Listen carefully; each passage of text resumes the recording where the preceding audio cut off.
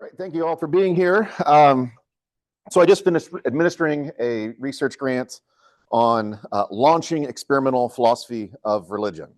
And the goal of this project was to sort of introduce this new field of what we're calling experimental philosophy of religion. And I think there's a lot to be talked about there. I think it can be relevant to the conference theme. Both, I think there's some things to say in its favor, as well as some dangers that this new field of research might face.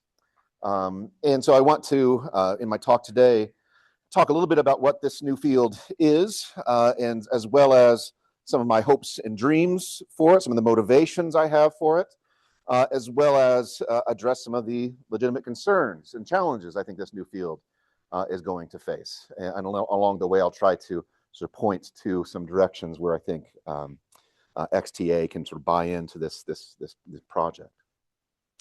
So experimental philosophy of religion is the project of taking the tools and resources of the human sciences, like psychology, cognitive science, so on and so forth, sociology, anthropology, right? And taking those tools and resources and bringing them to bear to questions within philosophy of religion towards philosophical ends. Okay, now some of you may be thinking, well, what exactly is a philosophical end? Right, let's push that down. Let's not worry about that right now. But whatever it is that a philosophical end is, right, that's what we're aiming at. Okay. Now this is, like I said, in some ways a new field, right? It really started to take off around 2001. Experimental philosophy as a field started to really take off. But I want to stress that experimental philosophy of religion has deep roots, right? So we just can think about the pre-Socratic philosopher Xenophanes, right? Observing, I think quite powerfully, that if horses and oxen had hands, that they would worship gods. They paint pictures of gods that looked like horses and oxen. He observed that the Greeks end up worshiping Greek gods that acted and looked Greek. He observed that the Thracians worshipped gods that looked Thracian and acted Thracian. Okay, and so Xenophanes, in a sort of experimental philosophy of religion spirit, wanted us to try to think about, can we try to transcend all these sort of cultural lenses that we might bring to things to try to understand the nature of divinity itself. Right, and again, right throughout the Western philosophical tradition, philosophers have been closely wed to the sciences, and we have many, many instances of philosophers who are also very much active in the field of science. And we might say that really the modern university is part of the problem here, that sort of carved off the sciences from philosophy and theology. So it's really only a fairly new invention that we start to have philosophy distinct in this kind of way from the sciences. So I do think this field has some deep roots. And I want to stress that experimental philosophy of religion has both active and passive modes, right? So we might think about experimental philosophy of religion where you have to go out and go collect some data to bring it to bear on questions within philosophy of religion. And that's part of it, right? There are certain projects where that's part of the conversation.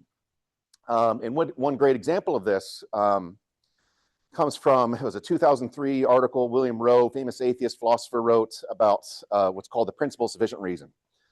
And he was saying that if this principle, we don't need to worry about the details of it, was true, then we should accept the conclusion of the cosmological argument, right? If it was commonly assumed that this principle of sufficient reason was true, then we should accept the conclusion of the cosmological argument. But Rowe went on to stress that no one has actually shown this principle of sufficient reason was widely presumed to be true. Well, that was the case up until when the project that was done by Sean Nichols at Cornell, they went out to look into to see if that was true or not. Do people widely assume the principle of sufficient reason to be true? And it turns out they do. Right? That was something that no one had collected data on before. We wanted to understand that, and so they went out and looked and collected the data and tried to draw some conclusions from that. Right? This is going to be really relevant to issues in philosophy of religion.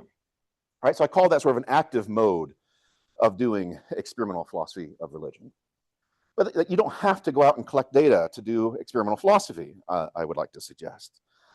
In many instances, and this is something I think many philosophers have been doing for many years, is that they'll mine out existing empirical literature, right? Let the psychologists, cognitive scientists, let them go out and collect the data.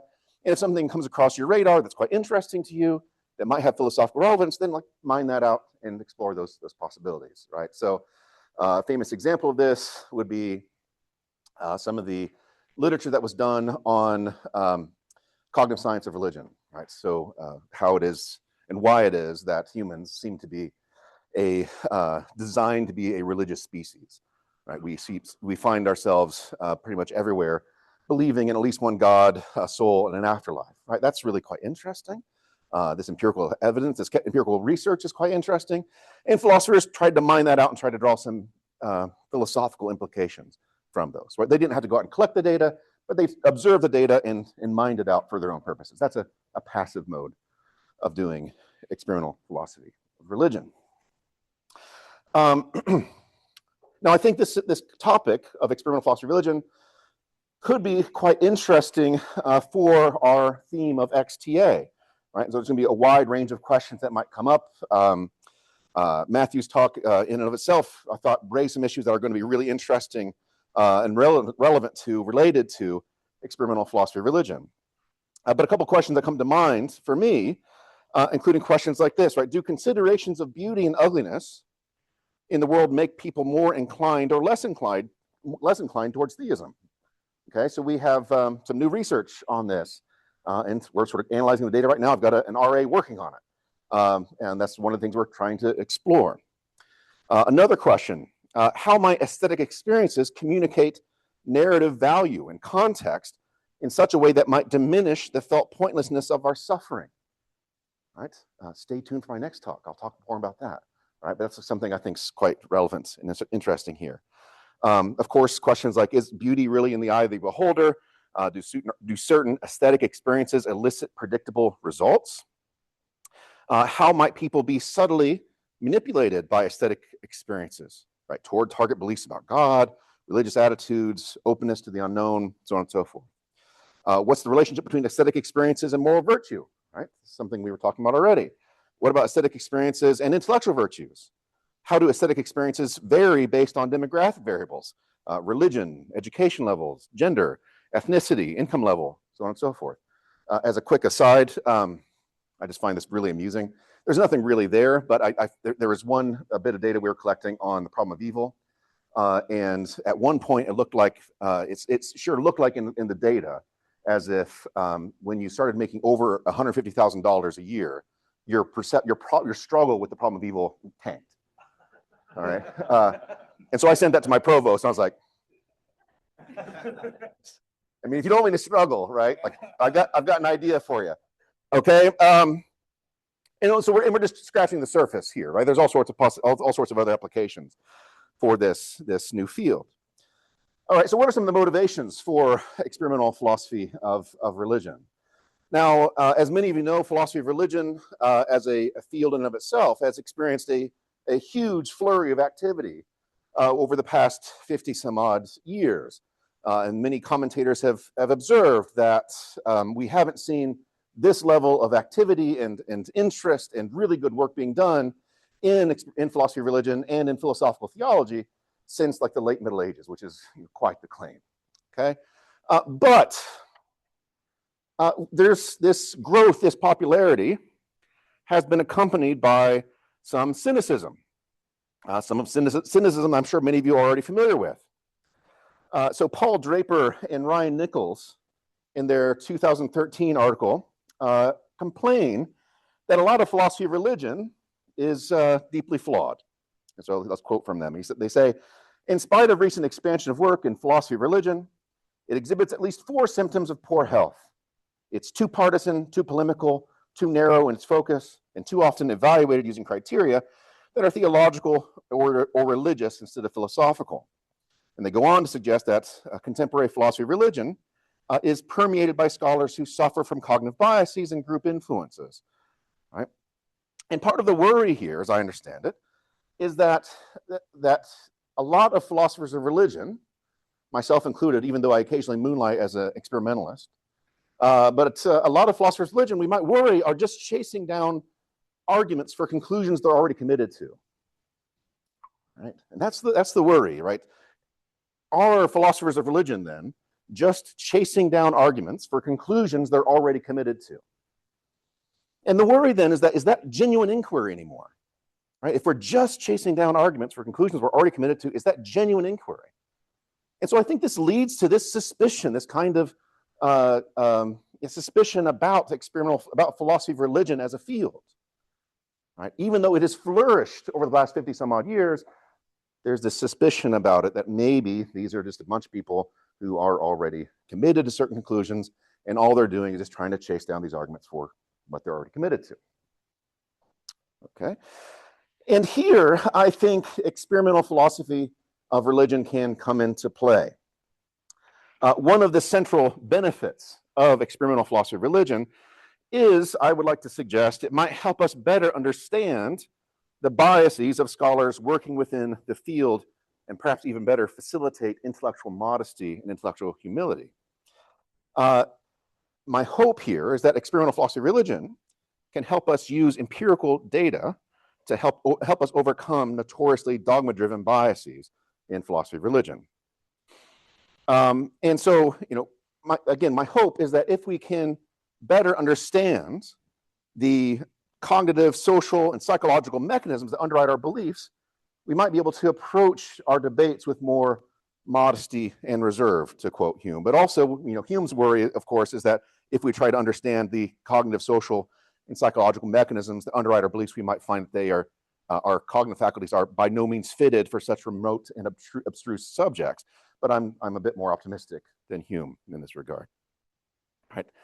And so, but another one of my hopes for experimental philosophy of religion is that it might also push the field towards greater pluralism.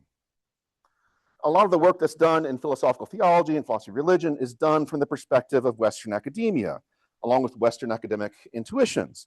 And if we are at all honest with ourselves, Western academics are kind of weird, right? And they may have very idiosyncratic, and frequently do have very idiosyncratic views about the world, right? And there's lots of really interesting psychological evidence that backs this up.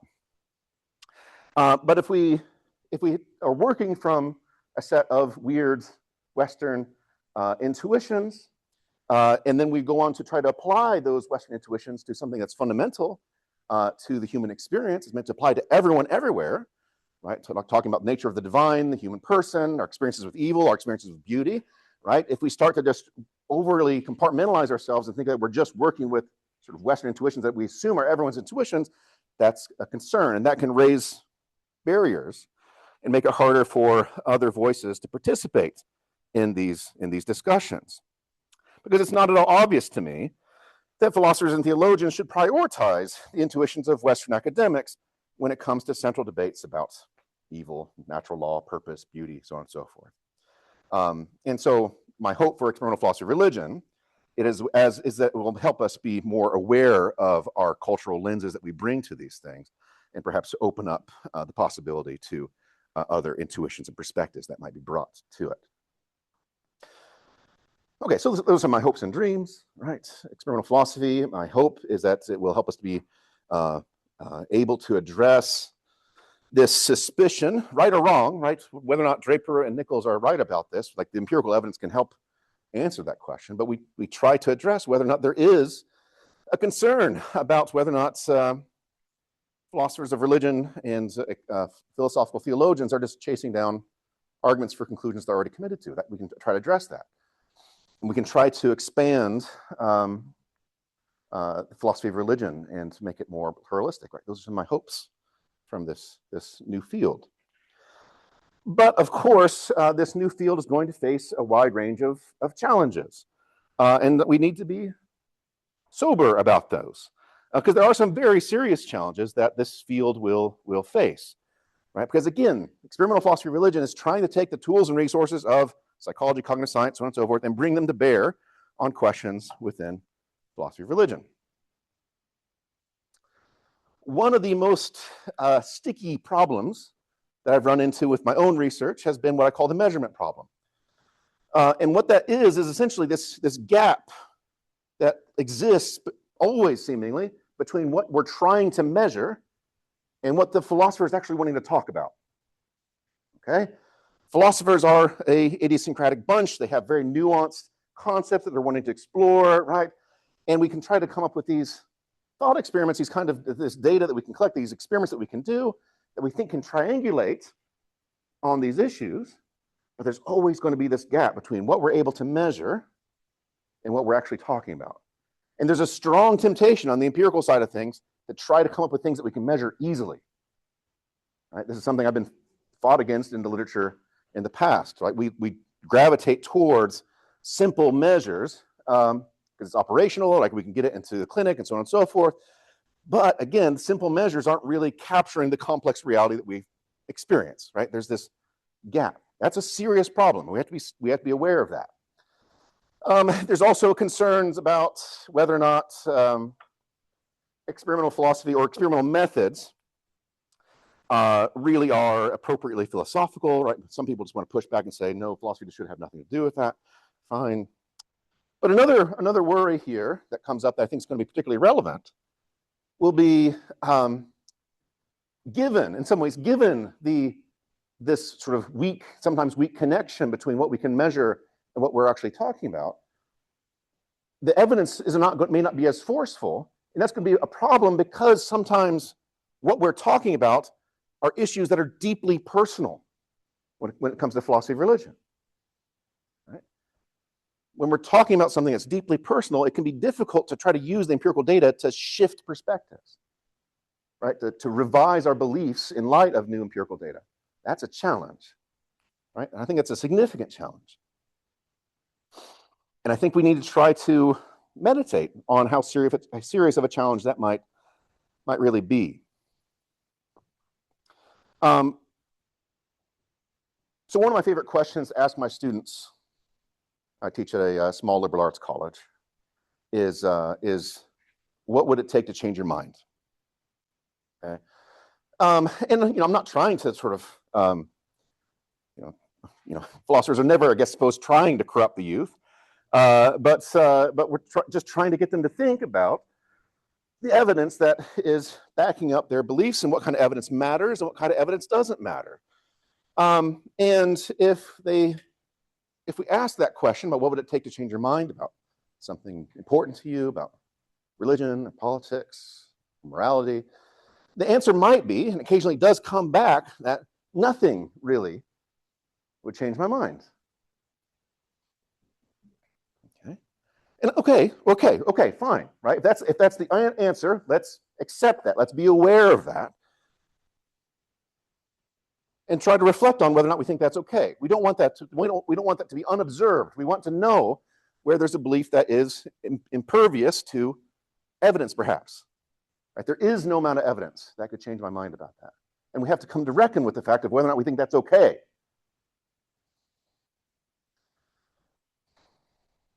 Let's run through this, right? And let's run through this to see how sticky this can get. So let's say, what would it take to change someone's mind about Christianity, say? That's a big one. That's a messy thing, right? That's a messy thing. But let's say we're considering this, and there's lots of things one might say, right? Lots of things we might consider. It's an important question. Again, I think it's an important question to wrestle with. But here's one answer. If they found the body of Christ, that seems like a bad news, right? Some bad news for us, right? And let's fill in the details with as much evidence as you'd like, right? Let's imagine some sort of new archaeological find, and they find a tomb, and it says, here lies Jesus, son of Mary and Joseph. Clearly, the body is one of someone who was in the early 30s, in the first century, and they died of crucifixion. Like, fill in the details with as much evidence as you'd like, right? Just fill that out, right?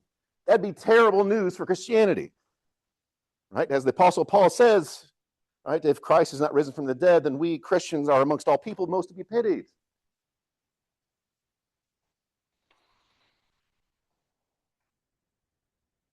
But would it change our mind? Like, would it? Would it really? I don't know. I don't know. I don't know. Sorry, are you showing me something? Sorry. 2 minutes? Okay, great. So we have to be, aware of that. Because I think maybe we get this evidence, we've built it up as much as we'd like. We might say, well, look, nothing's going to, we might say, well, look, even if we made that evidence as strong as we'd like, we might say, well, look, let's wait and find my preferred archaeologist who can sort of give me the kind of story about the finding that I actually like. I suspect that's going to happen a lot. I think we have to be honest with ourselves about that. And so one of my biggest concerns here with experimental philosophy of religion is that it's going to face this kind of immovable dogma from time to time, that no amount of evidence is going to, empirical evidence is able to sort of push against.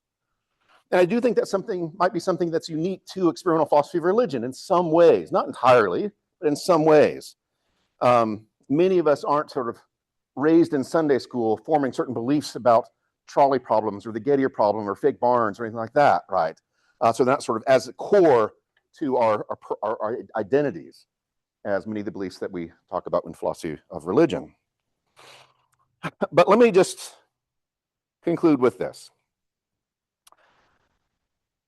So I've talked about some of my hopes and dreams for experimental philosophy of religion and some challenges I think this field faces. And I think my hopes and my worry are ultimately going to be related. If my hope for experimental philosophy of religion is going to come to fruition, then I think we will need to figure out a way to let our dogmas be informed by data. If philosophers of religion, I'm talking to myself here, can be made aware of our own biases and limitations, then maybe, just maybe, we can be awakened to the value of empirical data. And once awakened to the value of empirical data, maybe, just maybe, we will be able to have our dogmas informed or updated by the data. Thank you.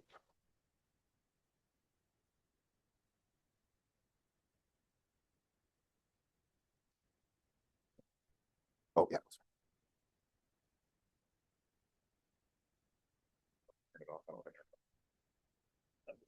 Is it on? All right, next we're going to have Brandon Rowe.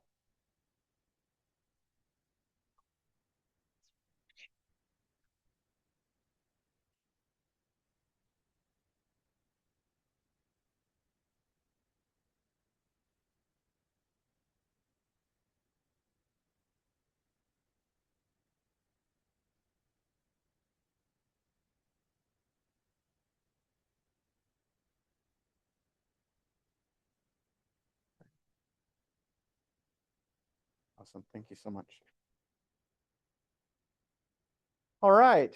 Well, thank you all. It's a pleasure to be with everyone. It's been a fascinating conversation the past few days. Before we begin, and by the way, I'm approaching this as an architect, as my background. I want you to think of a building that's fundamentally changed you. Not one you simply admired, not one that you've studied, but one that's truly altered your sense of being. Now imagine asking artificial intelligence to analyze that experience. Could it detect what happened? Could it measure it? Could it understand it? Today, I'm going to argue that AI can detect certain structural patterns in sacred architectural experience, but it cannot experience what you encountered.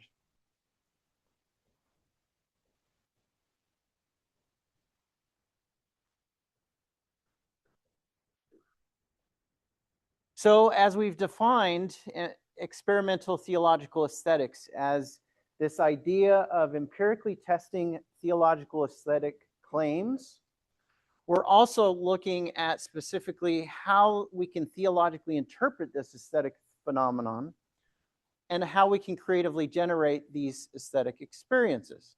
So my research question is really, how can AI serve as this experimental instrument in analyzing ritual architectural experience without reducing this sacred meaning to mere data points?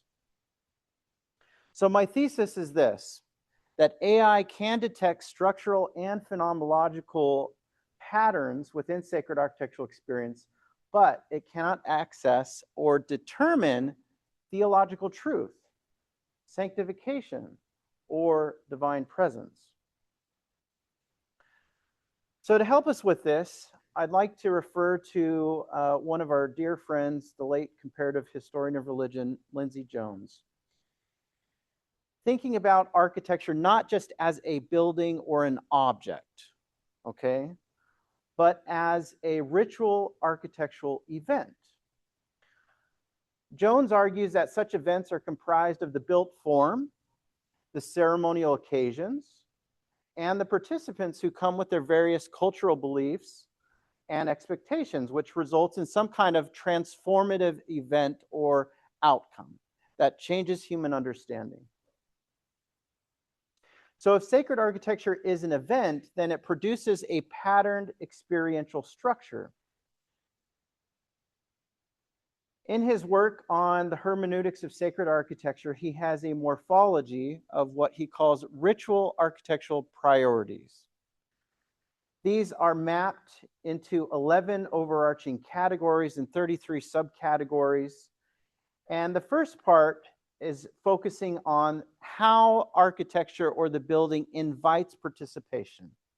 How does it engage you? The second half, or the back half, is focused on the content, the meaning that comes with such events.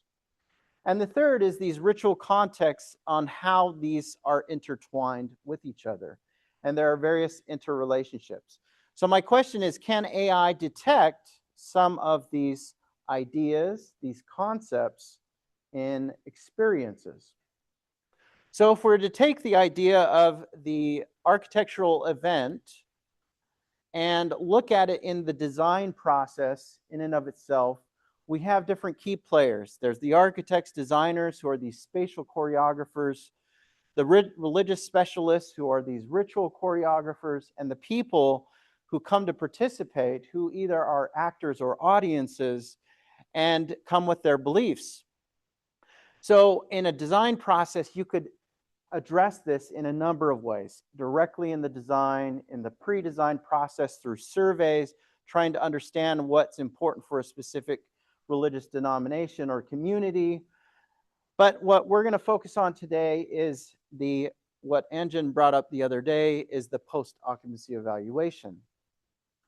Let's look at the actual experiences in a particular building and what happened. And so we're going to test AI in a couple of different ways. But to help us do that, I'm pulling from Julio Bermudez's survey database on extraordinary architectural experiences.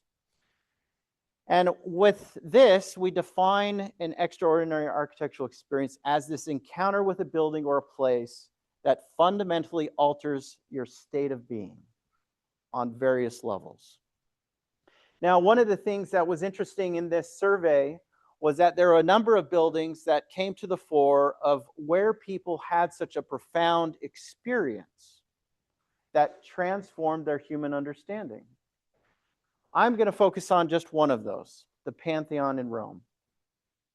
So in the survey data, we had 20 quantitative survey responses, and out of those 20, there was another 12 that decided, I'm going to take the time and write about my experience in narrative format. So looking at that, we're going to explore, can AI detect any patterns in these stories, in these narratives of people's experience at the Pantheon? So the first case study, we're going to look specifically at sentiment and emotional tone. Now, in a previous study, Julio and I looked at all of these stories, 718 of them, and we went through a process of mapping using human coders to map certain themes onto the stories. We found a number of interesting findings, such as there is a higher dependence on external content, the building features and things along those lines, versus the subjective elements. But we also found that the nature of these narratives were memorable, embodied, emotional events. We also found that people were using clear plot structure and persuasive language. So if you were to outline this methodology of what we're going to be looking, we're going to follow a similar process as that same previous study, but using AI to help us code some of these stories, these narratives. So we're looking at sentiment in the sense is it a negative or a positive? We're looking at the emotional intensity, the level of transcendence, and the level of awe. And so what AI does, it produces these story level scores for each of these categories, and then gives us an overall emotional profile for the building itself. So the first was, in terms of its sentiment, it was very strongly positive overall. Of all the 12 stories, that's something that we found. The emotional intensity had a high effective activation. The level of transcendence and spiritual qualities, however, was moderate. The level of awe or the sublime showed there was definitely a higher dominant effective response in these regards. The second area that we're going to look at is more deductive categorization analysis. So in particular, I'm looking at Lindsay Jones's 3 primary ritual contexts of theater, sanctuary, and contemplation to see how this experience is unfolding. So once again, looking at AI and having it look at these particular categories of, is it soliciting involvement? Is it assisting the meditation? Is it creating more of a refuge by restricting access? AI then codes each story narrative for these particular themes, and we get some percentages of their presence in the narratives. And so what we come away with is that the highest present was intellectual messages. So there was a change in people's understanding after they came away from the pantheon itself. There was assisted meditation. There's this idea of a sanctified refuge. It solicited involvement, created this ambiance or this backdrop. And so what this really helps us understand is the phenomenological sequence that is taking place at the pantheon amongst these stories. We see that there's this sensory shock from light, scale, atmosphere. There's an effective pull that's taking place in the building. We also find that there's this idea of behavioral stillness through the assisted meditation that is taking place. There's an interior calm within the participants. And lastly, there's some kind of cognitive reframing that people are leaving with. And so if we viewed this, the one thing that was not present was this restricting access. There's no controlling of the messaging. There's no priestly restriction, no sacred boundary enforcement, no hierarchical control. And so what this kind of reveals to us is that this is not liturgical choreography.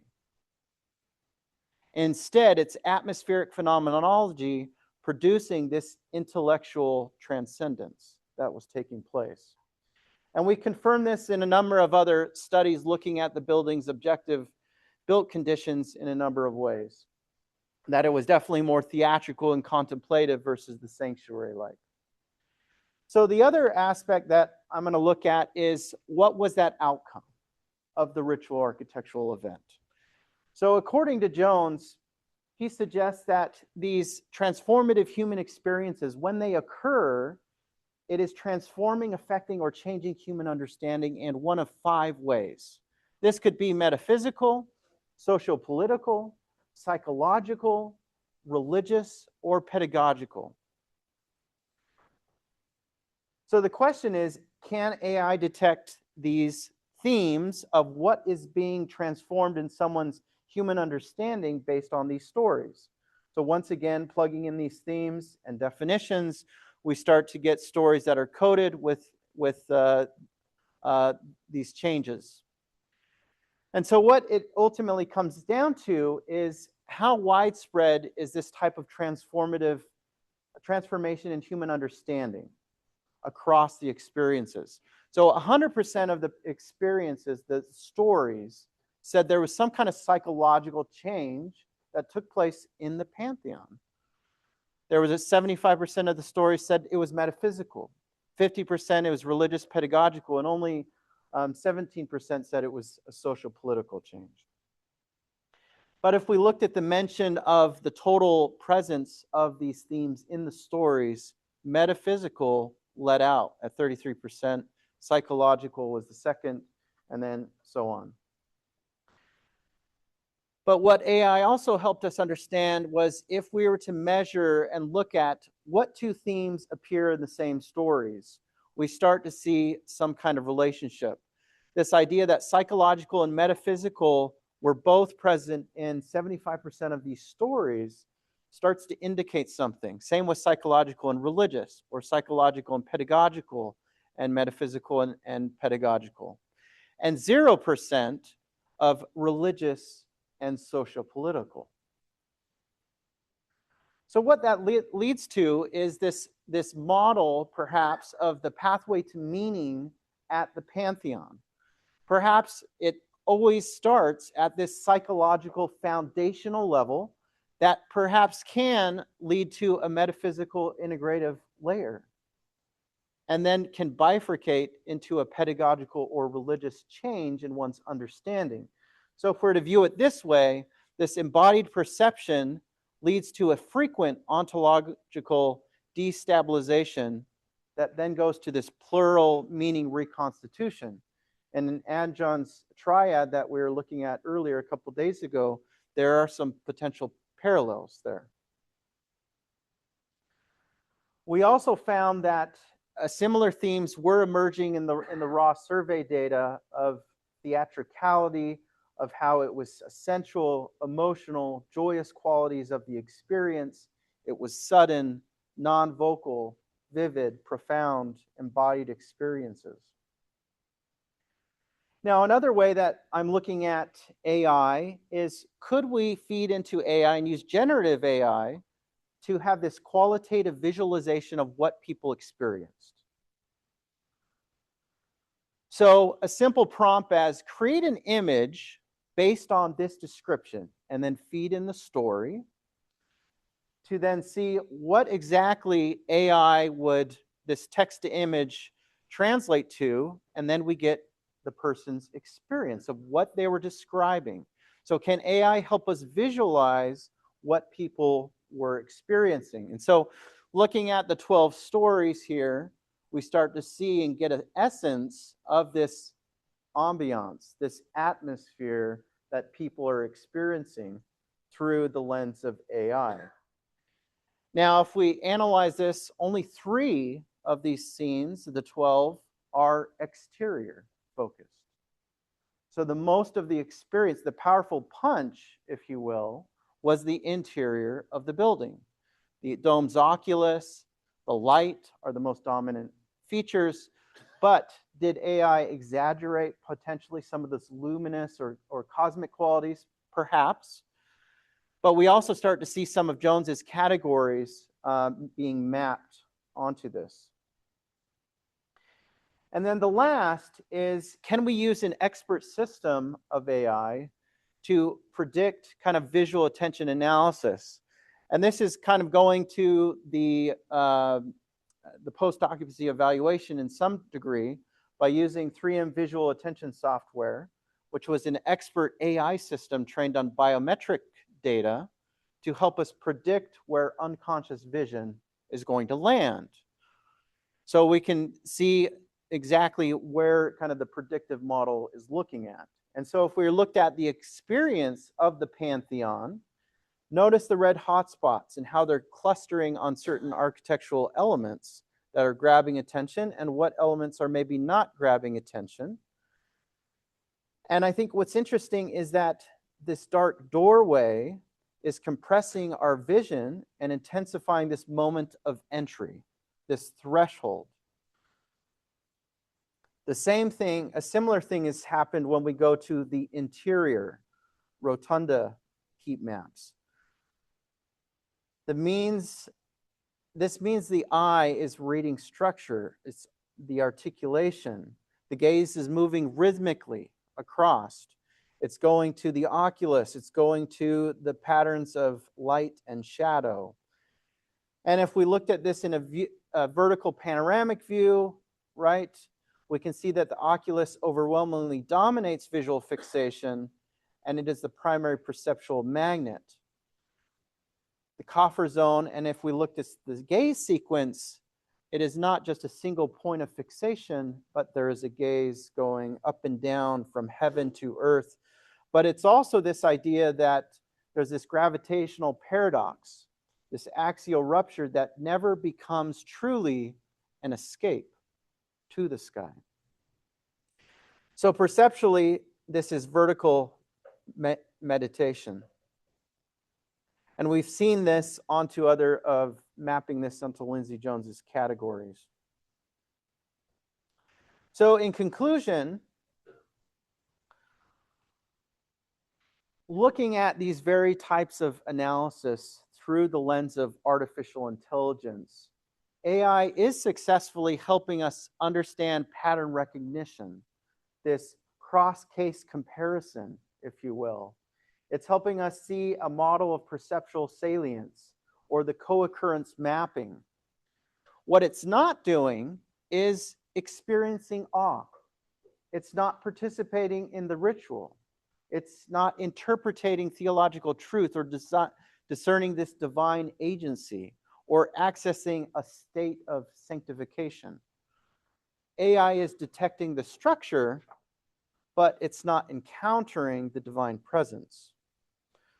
So from a philosophical clarification, AI is this phenomenological instrument. It's not serving as a theologian, but it's helping us test some of these theological aesthetic claims. It's bridging phenomenology and the empirical measurement. It's also helping us provide knowledge that it's descriptive, correlative, and predictive. It's perhaps a replicable framework for future studies, but what it's not doing is providing this theological judgment. It's not doing this doctrinal interpretation or this ontological verification. It's being a tool to detect patterns, and it's not becoming the theologian itself. Thank you.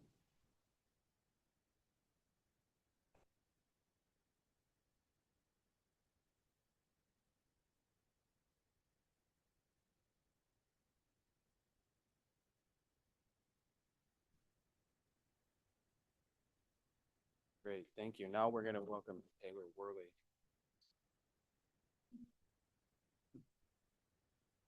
Feel free to, I'm what's standing between you and lunch, so feel free to stand up and move around if you need to during the session. I think as long as you don't stand in front of the camera, right, Jacob? That works. How are we doing? Okay. Yeah, I'll just get started by saying thank you to Matthew and Julio and Jacob and Renee and everybody who's helped put on this event. It's been really exciting to be a part of it and to be here and to hear everything that's been shared thus far. Thanks. Okay, I think we're ready to go. Okay, so let me just say a bit about who I am. My name is Taylor Worley. If I haven't met you, I'd love to remedy that as soon as possible. I teach at Wheaton College, so I'm trained as a theologian, teaching art history currently, but I'm here to share about the work that I've been doing over the last almost 5 years of theological and empirical aesthetics experimentation through this grant program from the Templeton Religion Trust. So we do want to say a big thank you to the Templeton Religion Trust.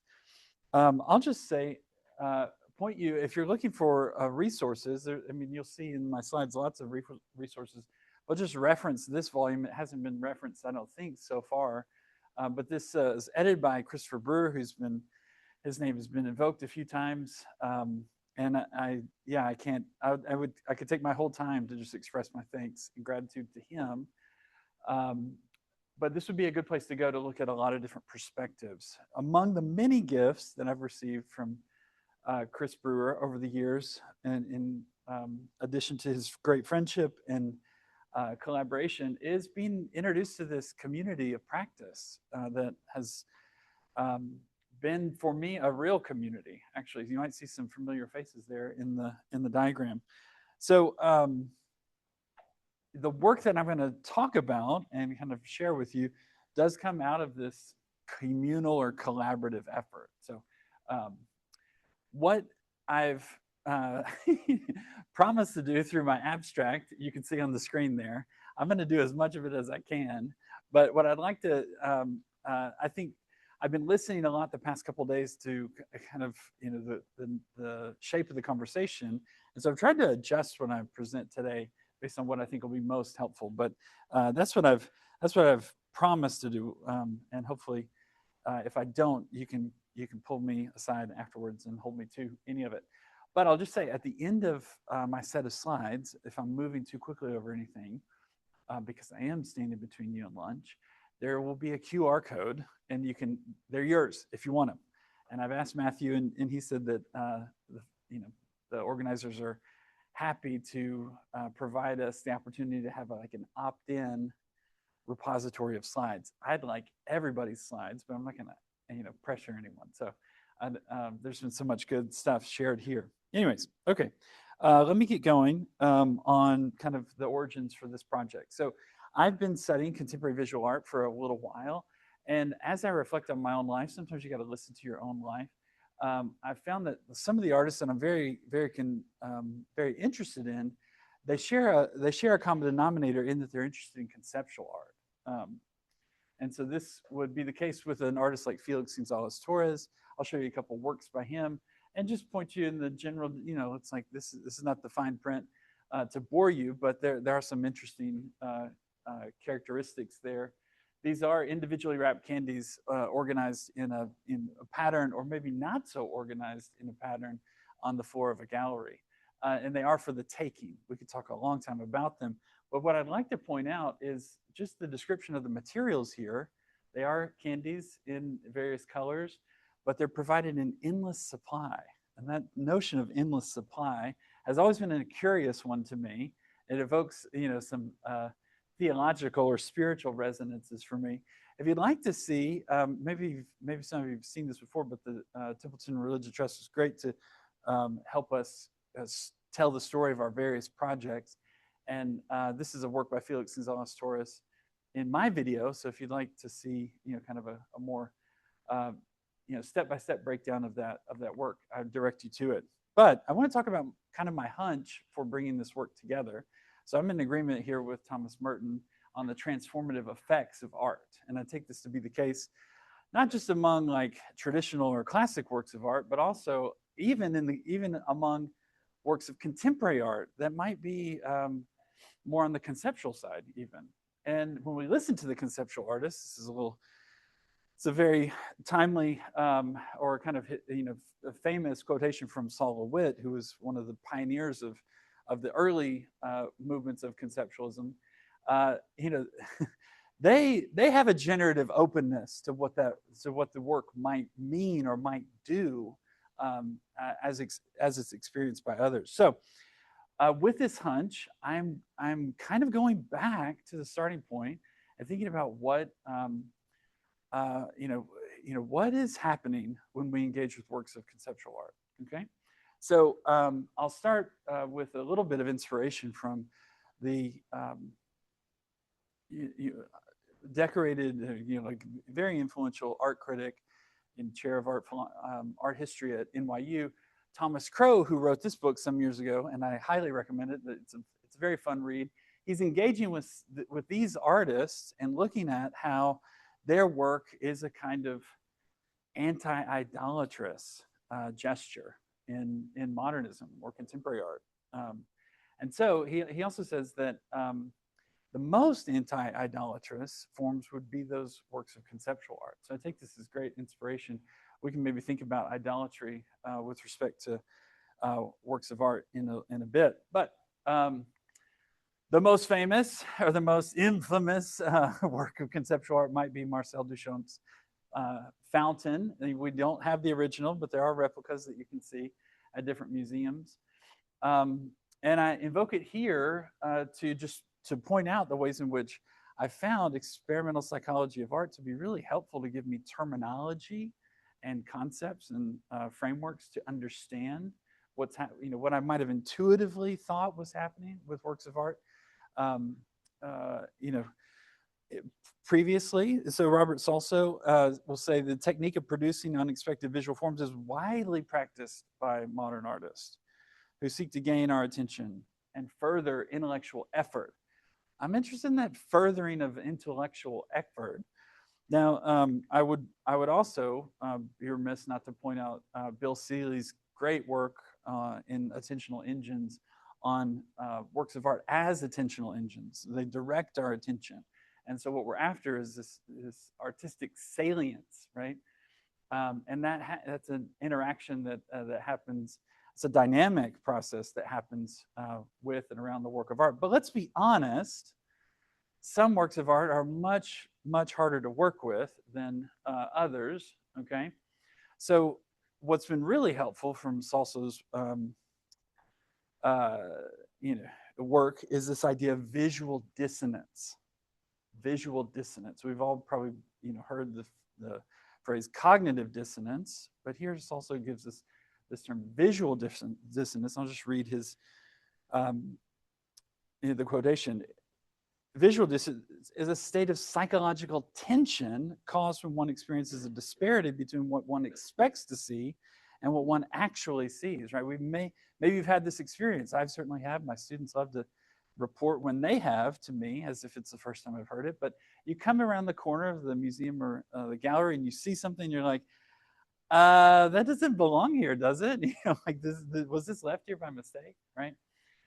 So sometimes our expectations for what we would find in that environment are confirmed and sometimes they're not, right? And so Salso says, in that experience, it prompts a choice on our part, right? We can either, reduce the importance of the thing. We can, say, well, that's not, we can revise, its worth or value, or we can engage in what I think is the more interesting response, one of reinterpretation, okay? So what I've tried to do is sort of theorize a bit of that process of reinterpretation, okay, with respect specifically to works of conceptual art.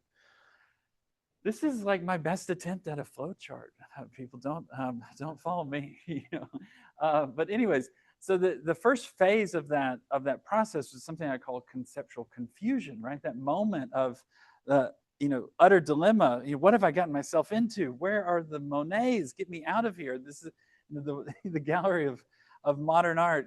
I've what choices in my life have led to this point, right? Seeing something that feels like it doesn't belong, and yet here we are, right? That prompts a choice. And if the participant is willing to, bear the burden of that experience of psychological tension and engage, necessarily move into the next phase of what I call conceptual integration, right? I'm going to walk us through this in just a minute, but you're kind of with an actual example.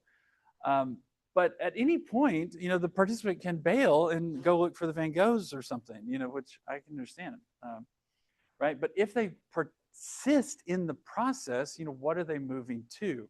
That's what I've tried to theorize, right? This stage of integration is doing a lot of cognitive work. I assume, right?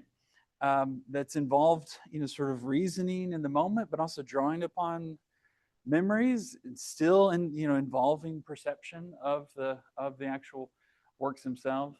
And now, if that process goes well, then they have the opportunity to then participate in the reward of it, which is, because the conceptual work is made in this sort of open way, to participate in the construction of its meaning, to be, to sort of play with it, if you will. All right. Now, there are much better flowcharts that you can find, and I would point you to some friends and colleagues at the University of Vienna who developed this, the VIMAP here, the Vienna Integrated Model of Top-Down and Bottom-Up Processing, and it's an intricate model that tries to make sense of the ways in which this, the sort of sensory responses of below with the ideas and the cognitive expectations can kind of be integrated in the process, right? So to engage a work of conceptual art just on the sensory level doesn't really make a lot of sense. Eye tracking, mobile fMRI, maybe not the best ways to like chart what's actually happening when someone engages with the work of conceptual art. So I point to them, but let me just walk you through it. So you may be familiar with Maurizio Catalan's infamous work of conceptual art from a few years ago, right? A banana taped to the wall with duct tape, right? How is this art? Like, what has happened here, right? So that initial moment of conceptual confusion does hopefully give way, if we're persisting with it, to an experience of kind of reconciling this artifact with other artifacts, right? We might draw on historical ones. We might think about other works by the same artist. We might think about other works by different artists, right? But we're sort of, doing some, important reasoning right there in the moment, and that leads to, the stage of reward, conceptual production, right? Where we get to take a selfie with it and we can celebrate our cognitive victory. No, or you could do like this performance artist, just take it off the wall and start eating it, right? He's making art with the art, I don't know if that's allowed exactly. Anyways, okay. So this is my effort to sort of understand what's happening with these like specifically demanding or extremely serious works of art. Now, what I've looked for, as this has been a sort of inductive process, what I've looked for are theological categories that can resource what's happening here, right? So this is a work, surprisingly, we haven't invoked James Turrell at this point yet, but if you're interested in light, James Turrell is a great artist. He does what he calls perceptual art, which is sculpting with light, changing spaces and interiors with natural light. And I'll just reference Jeff Koski's great work in Arts of Wonder, where he's writing about Goldsworthy and Turrell and all sorts of, some great artists. But in the case of Turrell, he sees Turrell's light art as a real heir to what the Christian spiritual tradition understood to be, the essence of contemplation, okay? So a few starting points with contemplation. There's a lot of voices, obviously, from the tradition on this concept of spiritual contemplation. Some really great ones throughout there. Remember, you get the whole package if you scan the QR code. But I'll just jump ahead to Richard of St. Victor, who I find particularly helpful because of the almost aphoristic way in which he talks about a kind of hierarchy or a sort of order of imagination here, right? So I'll just draw out one of these, maybe the middle one here. In thinking, there is wandering; in meditation, investigation; in contemplation, wonder, right? So before even finding Richard of St. Victor, I was thinking in terms of these sort of layers of sort of the initial sort of thinking. Then the meditation is when we get serious and we're starting to wrestle, like Jacob in the desert with the angels, sort of wrestling. But that wrestling gives way to a more playful, as he describes, maybe, the notion of labor is helpful from the first one. Maybe this last one. Thinking is from imagination, meditation from reason, contemplation from understanding. Sort of that cognitive effort giving way to this state of play, or this this reward state. So Kevin Hart's work on Richard St. Victor I think would be helpful here. I'll just point you in the direction of that. I'd also point you in the direction of a philosopher, William Franke, who talks about so much of what we see in the 20th century in modernism and modern art is a sort of apophatic appearance, right? And so he says, in these circumstances of tottering philosophical confidence, the undercurrents of apophasis return, right? So that's a nice way to think about what's happening, I think, in conceptual art. Okay, so gotta move quickly. My timer's running. I'll just say as well, so drawing upon those resources, kind of thinking about how does conceptual art work? What might it be like? Is it like, how the tradition talks about contemplation? It kind of feels like it, all right? That's not enough, right? So I'll just name a few experimental advantages that I've tried to deploy, okay? Just quickly here, there have been some exciting shifts in museum programming, access, which we all need, and then potential collaborators. So it is the case that in the aftermath of the COVID pandemic, museums are asking questions in very fresh ways about how to get people back and what are we offering when they come back, right? I'm interested in doing ecologically valid work, so I want to know how museums are thinking about what they're doing. And there are reports that people are using museums as a place for cultivating well-being, for de-stressing. I'm all about that, right? I would just love for them to also enjoy what I might describe as the therapy of an ice plunge, or an intermittent fast in the form of engaging with conceptual art. Okay, so I just want to make it my case along with those. But I'm very fortunate to be at a Chicagoland institution that has a relationship with the Art Institute of Chicago. So I have access, not through the research department, but through this, sort of educational partnership. So I'm taking students and they're helping with the research, and we can get right there into the modern wing and have a lot of fun. That has also been attractive to other to colleagues. So in the case of potential collaborators, I just want to point out, so if you're not aware of the International Association for Empirical Aesthetics, you should be aware of this great group of folks. I've joined the meeting a couple times. I was not tarred and feathered and ousted as like a secret agent theologian. I was actually welcomed and offered collaboration. There's a journal that the Society produces, and also point you to Division 10 of the American Psychological Association that focuses on aesthetics, creativity, and the arts, and produces another fine journal. It's already been referenced here. But in the sciences, I've found much more collaborative and sort of inviting space to engage with others and to draw upon. Right now, there's some really rich museum-based studies that are happening. So this is one I've mentioned to different people that Becky Chamberlain at Goldsmiths in London ran at the Manchester Art Gallery. Please look it up. It's a very cool study. Okay, just speeding along here. Let me just, the few minutes I have left, I've tried to walk you through my process so you have a sense of how I'm coming to all this.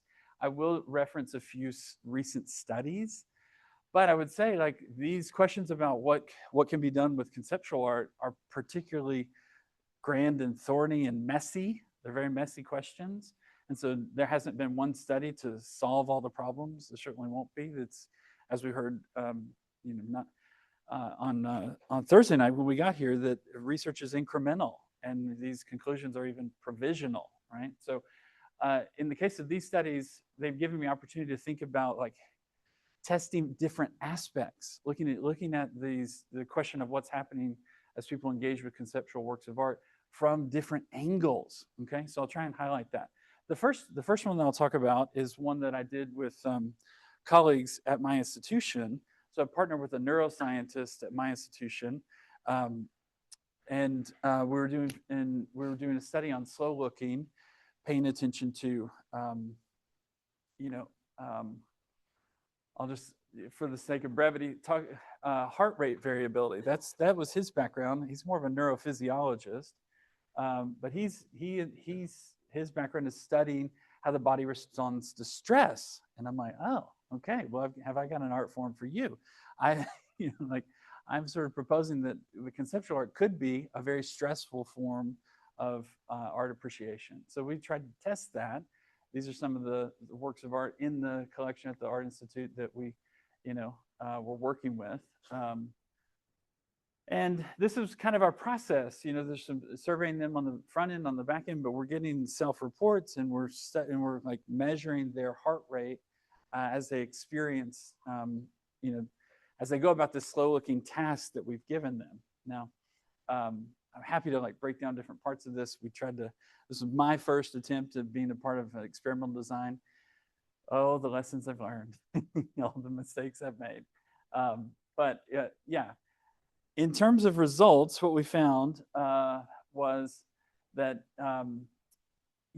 when supplied with some information, in the case of these conceptual works, the wall didactic is very important to help people find a way into the work, but they did find it meaningful, or both of our groups. But we kind of messed up because instead of getting them in fight or flight, we actually got them in sort of rest and recovery. So we got some big questions about that. But it prompts us to see, well, where can we go from here, right? So if if it is a unique experience, like how can we begin to study it more efficiently or better, right? And one of the problems that we've run into is there just hasn't been a lot of heart rate variability studies in museums up to this point. So even though we didn't feel like we made such a great advance, at least we're giving a model that others can innovate from and depart from and try their own thing. Okay, I'll tell you about another study. This is some colleagues at the University of Vienna working on experience types. And so in this case, they're doing a big survey of trying to get 100 different responses on 40 works of art. We're able to include, there you see the Felix piece and the Rothko right next to it. We're able to include a few pieces. They're doing museums all over Europe, a few pieces from the Art Institute of Chicago. They're looking at, they've been able to identify these 5 experience types. What's interesting from my perspective is the transformative type that they've identified is, I'll just say, like, I was able to contribute unique questions to the survey based on conceptual art. But what we found is like the conceptual works are very high among the whole set for that transformative effect, right? So maybe they didn't like it as much, maybe they didn't feel like it was as much of a positive experience, but it was efficient, at least in their reports, to change their minds about what art is or transform their experience. Okay, so it's in one study. So in the case of working with Matthew and Steph, I was able to sort of lend some expertise in thinking about unique questions we can ask around conceptual works of art and provide access, right? So it can be a very mutual collaboration, right? I'm learning a ton from them as experimental psychologists, and hopefully I'm have something to offer them. Current study that's underway that we're still doing studies in the Art Institute with Pablo and Zorana from these different institutions based on Pablo's mirror model, right? So Pablo theorized that the ways in which we engage works of art are kind of contrasting to the ways in which artists construct works. So I'll point you to Pablo's mirror model as a helpful theoretical framework. But what we're doing now, we've done a couple different instances, doing surveys with people, trying to get at, like, not just there's been a lot of study of emotional effect, but trying to get at cognitive effect, like what kinds of memories or perceptions, like what sensibilities are kind of coming up. And we've done this in the form of just long surveys.